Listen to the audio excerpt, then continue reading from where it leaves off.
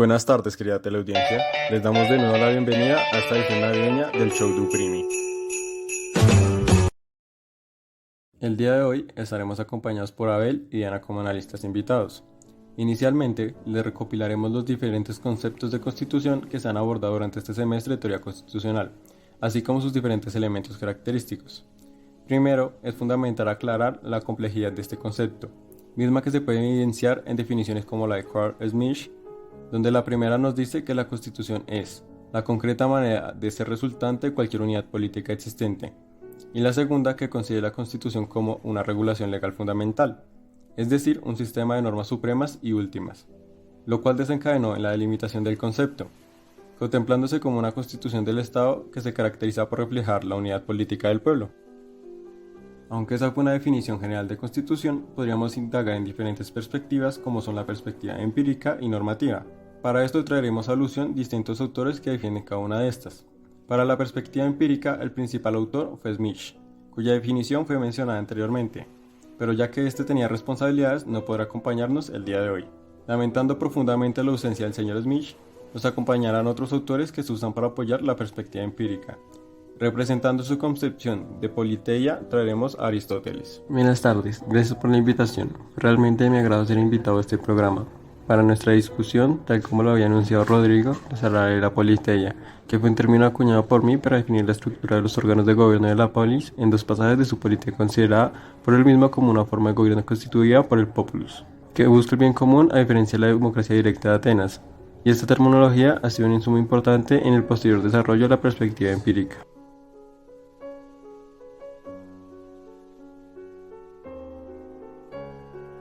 Muchas gracias por tu intervención, querido Aristóteles. Para seguir alimentando la perspectiva empírica, traeremos a Thomas Hobbes con la teoría del Leviatán. En este punto difiero con el compañero Aristóteles, ya que me he distinguido por tener una postura contractualista, separándome del carácter natural de la formación de la sociedad política, y me atrevo a asegurar su carácter artificial o instituido. En mi obra Leviatán trato de reflejar cómo a partir de la cesión de poder al gobernante por parte de los gobernados a partir de un pacto, la validez de los pactos no comienza sino con la constitución de un poder civil.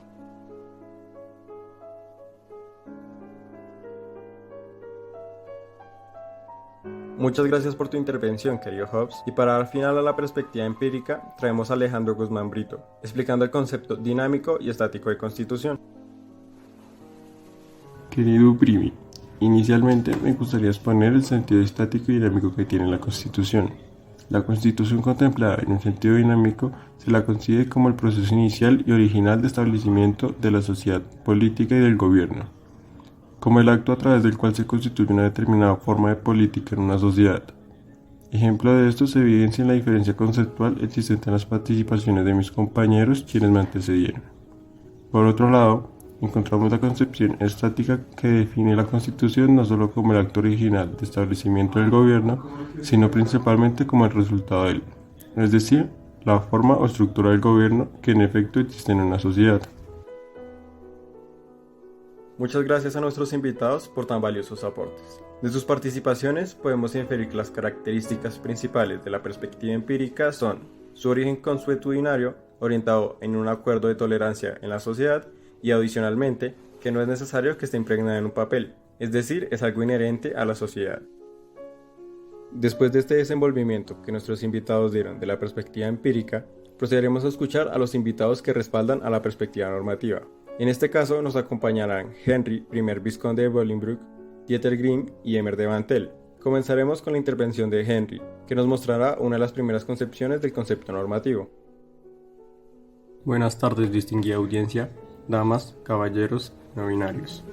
En mi caso, considero que la Constitución es el compendio de leyes, instituciones y costumbres que se derivan de ciertos principios invariables de la razón y se destinan a ciertos objetivos invariables del bien público, con los cuales se compone el sistema general según el cual la comunidad ha estado de acuerdo en ser gobernada. Gracias, Henry, por mostrarnos uno de los primeros conceptos de la perspectiva normativista. Ahora demos paso a nuestro siguiente invitado, Dieter Grimm, que nos hablará de su visión de constitución. Bueno, muchas gracias Rodrigo por invitarme. Querido Rodrigo, mi posición se ha formado tras las revoluciones liberales del siglo XVIII, a partir de las cuales la Constitución puede identificarse como el conjunto de normas que regulan de modo fundamental la organización y el ejercicio del poder estatal, así como las relaciones entre el Estado y la sociedad, teniendo en cuenta que solo comprende las normas fundamentales. Vale, muchas gracias, señor Green. Ahora con su postura clara, podemos proseguir a darle paso a nuestro último invitado, el señor Emer de Bantel. Buenas tardes, señor Rodrigo. Gracias por la invitación. Quiero dejar en claro la postura que conseguí en mi tratado, donde dejo en claro que el reglamento fundamental que determina la manera según la cual la autoridad pública debe ser ejercida es lo que forma la Constitución del Estado.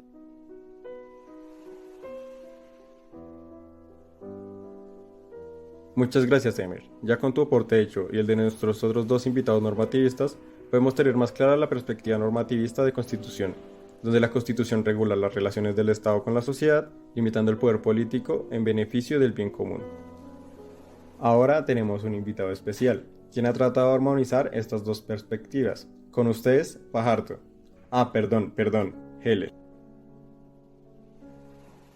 Buenas tardes y gracias por invitarme, Rodrigo. En mi caso, he tratado de distanciarme de los dos extremos anteriores, a tal punto que conseguí armonizar las dos perspectivas en mi definición, en donde considero que así como no pueden estimarse completamente separados lo dinámico y lo estático, tampoco pueden serlo la normalidad y la normatividad, el ser y el deber ser. En el concepto de la Constitución, claro está. Una constitución política solo puede concebirse como un ser al que dan forma las normas, y una característica principal de constitución es la permanencia.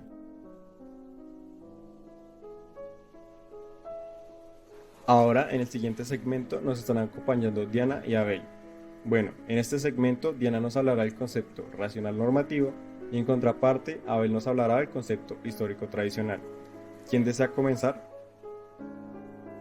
Yo, Rodrigo, me gustaría empezar hablando del concepto racional normativo, manejado por autores como Smith, que contempla la Constitución como un sistema normativo que estructura y controla el poder político. Además, tenemos que contemplar que el contenido debe ser estable y estar protegido. Esto ya que es fruto del poder constituyente que comprendió el peso de las realidades concretas, y es totalmente legítimo, ya que este poder constituido nace del consentimiento de todos los miembros de la sociedad, que es diferente y superior al poder político, también considerado poder constituido. En suma, cabe resaltar que los autores buscan la convergencia universal del concepto constitucional, objetivo que logró en gran medida la Revolución Francesa. Hablaste con tu gran intervención que de manera precisa nos deja claro el concepto racional normativo. Ahora miremos qué nos tiene preparado Abel para el entendimiento del concepto histórico tradicional.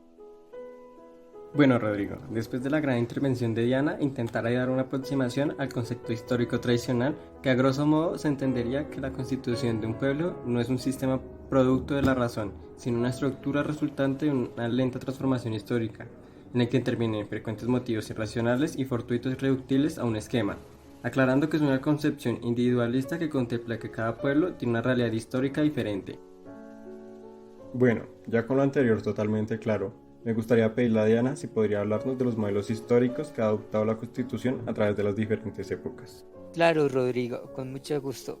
Inicialmente, para nuestro análisis histórico, debemos partir desde la Constitución de los antiguos, en donde se concibe como un orden o estructura dada por las costumbres, es decir, una serie de lineamientos para convivir en comunidad. Después de este periodo nos encontramos en la Constitución medieval. Al igual que en la antigüedad, es caracterizada por ser consuetudinaria, en donde a partir del punto de vista está la definición de constitución comprendida por su carácter religioso, político y entre otros. Por último, es necesario pasar a la modernidad, en donde la Constitución ha adoptado un carácter normativo racional y su principal objetivo es dar orden y limitar la autoridad. Además, es válido recalcar el hecho de que su validez depende del órgano legislativo. Gracias Diana por explicarnos rápidamente los modelos históricos de Constitución. Ahora, Abel, ¿podrías explicarnos por favor el carácter formal y material de la Constitución? Con mucho gusto, Rodrigo. Desde el sentido formal, la Constitución no se centra únicamente en una concepción de normas regulando normas, sino que trae alusión a otros objetos que políticamente se consideran importantes, como podría ser su estructura de elaboración y reforma, mientras que en el sentido material se contempla desde un ámbito más normativo, en donde se busca que las normas regulen la creación de demás normas, esto en pro de la organización estatal. Gracias, Andrés. Con esta explicación logramos captar la esencia del sentido formal y material de la Constitución. En la última parte de tu intervención mencionas dos mecanismos de reforma. Por lo mismo me gustaría pedirte que ahondaras más en el tema.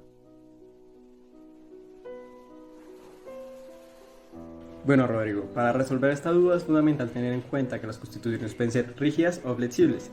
Para entender esto me remito a Kessel, que distingue las constituciones rígidas como aquellas cuya reforma o revisión está sometida a condiciones especiales y más difíciles de realizar, de las constituciones flexibles en las que no se prevén este tipo de condiciones y cuya reforma se realiza mediante el mismo procedimiento de las leyes ordinarias.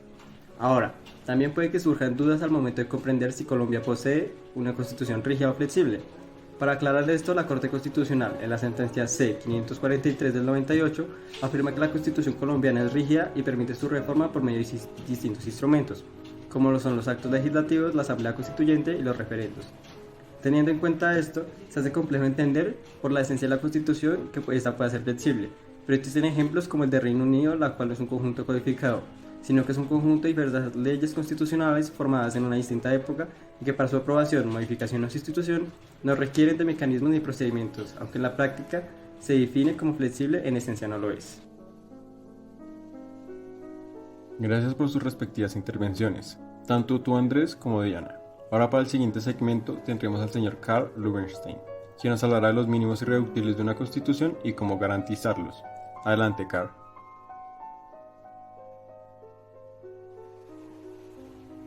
Buenas tardes, Rodrigo, y gracias por permitirme hablar en tu programa navideño. En mi trabajo identifiqué 5 mínimos irreductibles que deben poseer una auténtica constitución. Estos elementos son, primero, la asignación de diversas funciones o competencias a diferentes órganos estatales, con lo cual se evita la concentración de poder en una sola instancia y se realiza el denominado principio de separación de poderes. Segundo, al lado de la separación y distribución está el establecimiento de mecanismos de cooperación y equilibrio entre las instituciones, como el de los frenos y contrapesos.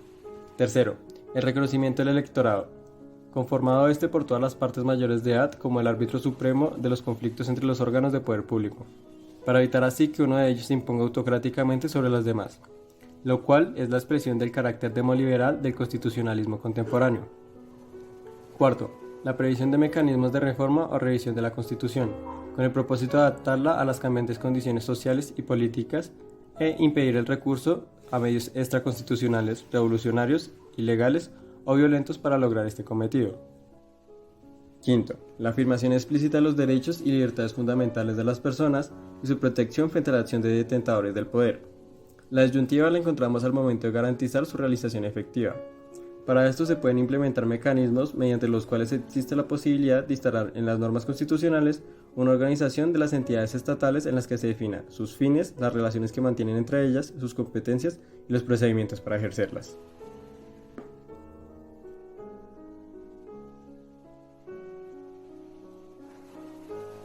Muchas gracias, apreciado Carl.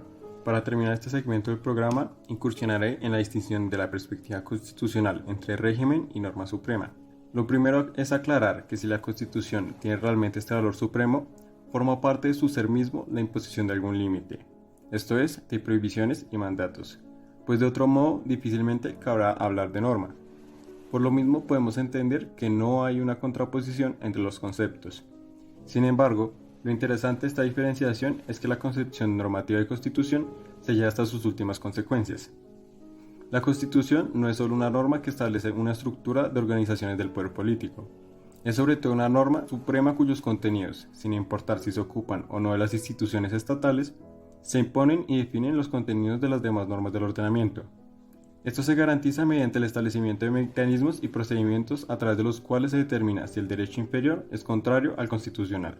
Se declara que esta situación es antijurídica y, por ende, se procede a dejar sin aplicación las normas inconstitucionales, incluso a expulsarlas del sistema, perdiendo así su validez. Por último, la palabra constitución es caracterizada por su amplitud de significados. Sin embargo, tienen en común en que se enfocan en la implementación y administración del poder político en las sociedades, por lo que se podría decir que es una reflexión que se ocupa de la experiencia político-jurídica relativa a la organización del poder.